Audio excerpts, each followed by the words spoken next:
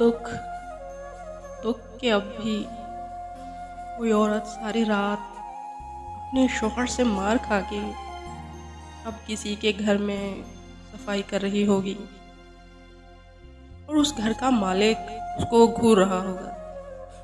दुख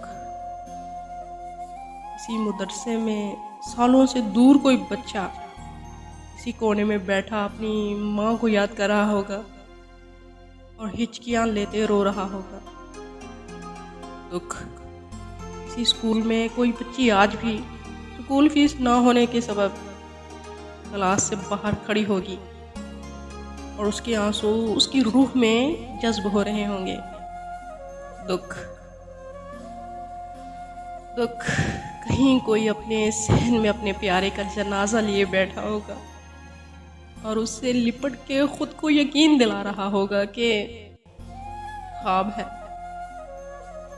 दुख दुख कहीं दूर किसी सहरा में कोई रेत पे ज़बान फेर के मौत से लड़ रहा होगा और सोच रहा होगा कि कहीं कोई इसके हाल को जानता तक ना होगा। दुख कहीं जेल से कोई परदेसी किसी नाकर्दा जुर्म में सिसकते हुए अपनों के चेहरों को ढूंढ रहा होगा और सोच रहा होगा कि इसकी फातिहा भी ना होगी।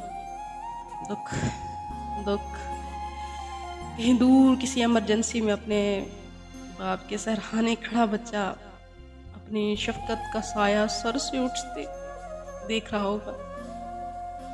दुख दुख इस वक्त भी किसी गांव के डिस्पेंसरी में कोई माँ अपने लखते जिगर का सर गोद में रखे उसकी जिंदगी की सांसें गिन रही होगी। दुख कहीं कोई भूख से बिलख रहा होगा और कहीं कोई दर्द से चीख रहा होगा। खुदा की तकसीम भी अजीब है कि इसका नाम नसीब है।